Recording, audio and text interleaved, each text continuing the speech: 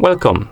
In front of me I have Apple Watch Ultra 2 and I'm gonna show you how to check or how to track the amounts of steps taken on this watch.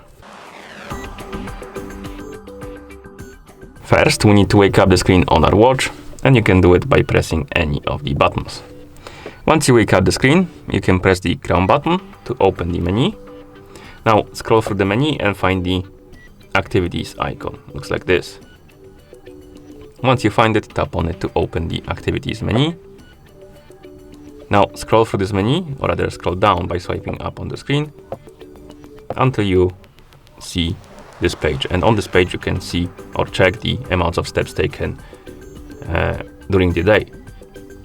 And once you're done checking, you can press the Crown button to go back to watch face.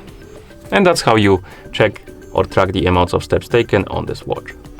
Thank you for watching. If you found this video helpful, please consider subscribing to our channel and leaving a like on the video.